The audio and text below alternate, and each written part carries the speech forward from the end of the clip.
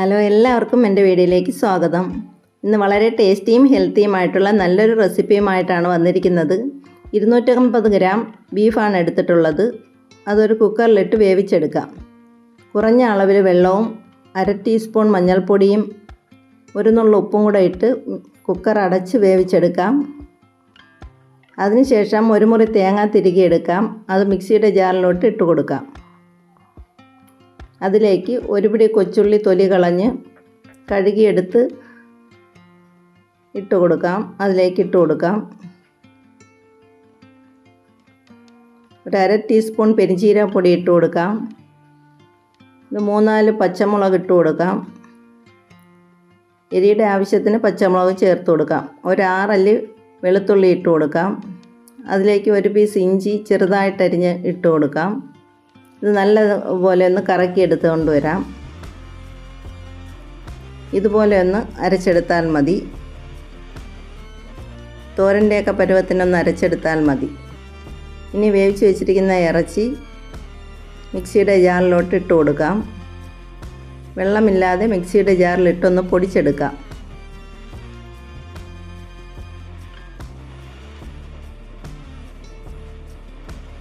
ഇത് നല്ലതുപോലെ പൊടിച്ചെടുത്തുകൊണ്ട് വരാം. ഇപ്പോൾ ഇത് പൊടിച്ചെടുത്തിട്ടുണ്ട്. ഇതുപോലെ ഒന്ന് പൊടിച്ചെടുക്കണം. എല്ലൊന്നും ഇല്ലാത്ത ഇറച്ചിയായതുകൊണ്ട് ഇതുപോലെ പൊടിഞ്ഞ് കിട്ടും. ഇനി ഒരു പാത്രത്തിലേക്ക് 2.5 കപ്പ് അളവിൽ വെള്ളം എടുത്ത് തിളപ്പിച്ചെടുക്കാം. വേറൊരു പാത്രത്തിലായിട്ട് 2 കപ്പ് അളവിൽ മാവ് എടുക്കാം. അരിമാവാണ് എടുത്തിട്ടുള്ളത്. പച്ചരി മാവ് വറുത്തതാണ്. അതിലേക്ക് ആവശ്യത്തിന് ഉപ്പിട്ട് കൊടുക്കാം.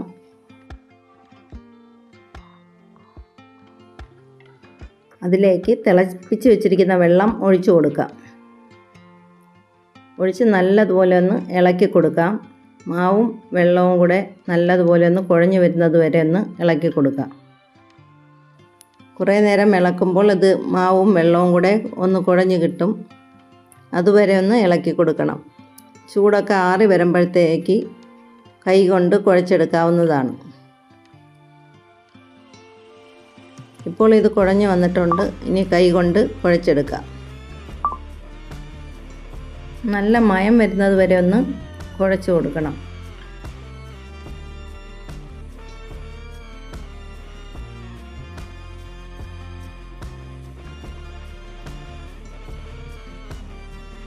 കുഴച്ചതിന് ശേഷം ഒരു പാൻ അടുപ്പിൽ വെച്ച് 1 സ്പൂൺ എണ്ണ ഒഴിക്കാം.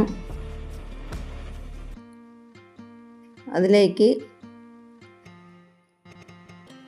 ഇറച്ചി ഇട്ട് കൊടുത്തൊന്ന് വറുത്തെടുക്കാം. ചെറിയ രീതിയിലൊന്ന് വറുത്താൽ മതി.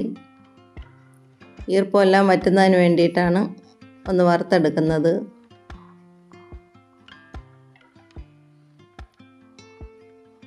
ഇതുപോലെ ഒന്ന് ചൂടായി കഴിഞ്ഞതിന് ശേഷം കുഴച്ച് വെച്ചിരിക്കുന്ന മാവിലോട്ട് ഇട്ട് കൊടുക്കാം. അതിനുശേഷം അരച്ച് വെച്ചിരിക്കുന്ന തേങ്ങയുടെ കൂട്ടും കൂടെ ഇട്ട് കൊടുക്കാം.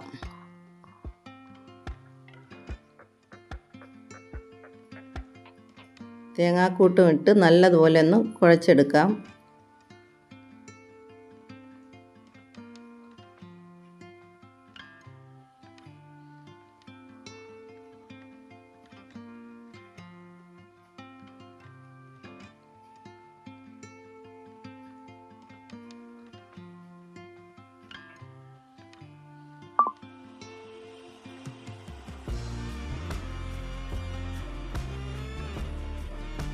ഉപ്പെല്ലാം ക്രമപ്പെടുത്തിക്കൊള്ളണം.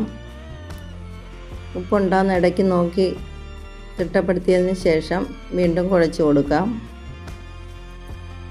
ഇതിലേക്ക് 2 ടേബിൾ സ്പൂൺ അളവിൽ നെയ്യ് ചേർത്ത് കൊടുക്കാം.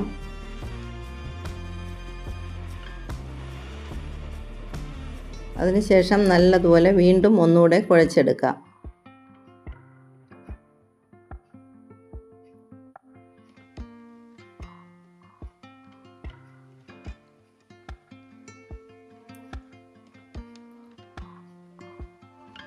ഇതിപ്പോൾ നല്ല സോഫ്റ്റായി കിട്ടിയിട്ടുണ്ട്. ഇനി ഓരോ പിടിയായിട്ട് ഉരുട്ടിയെടുക്കാം.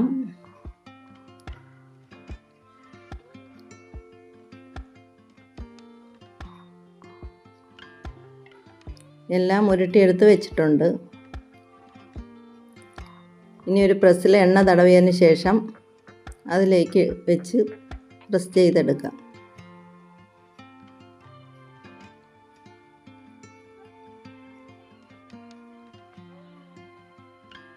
ഇതുപോലെ ചെറിയ അളവിൽ കിട്ടുന്നതാണ്. ഇതുപോലെ വേണമെങ്കിലും പൊരിച്ചെടുക്കാം. അല്ലെങ്കിൽ ഒരു പാത്രത്തിൻ്റെ അളവ് വെച്ച് എല്ലാം ഒരേ അളവിൽ സെറ്റ് ചെയ്തതിന് ശേഷം കട്ട് ചെയ്തെടുക്കാം. എല്ലാം ഒരുപോലെ ഇരിക്കും. ഇതുപോലെ പതുക്കെ ഇളക്കിയെടുക്കാം.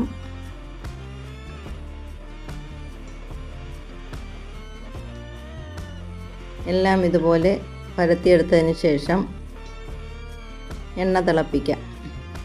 ഇവിടെ എല്ലാം ഇതുപോലെ പരത്തിയെടുത്തിട്ടുണ്ട്. ഇനി എണ്ണ തിളപ്പിച്ച് ഓരോന്നായിട്ട് ഇട്ട് ചുട്ടെടുക്കാം. പൊള്ളി വരുമ്പോഴത്തേക്ക് മറിച്ചിട്ട് കൊടുക്കാം.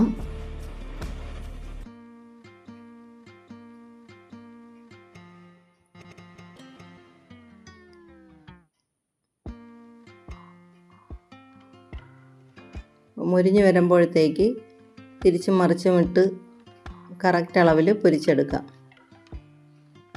ബാക്കിയുള്ളതും ഇതുപോലെ ഒന്ന് പൊരിച്ചെടുക്കാം.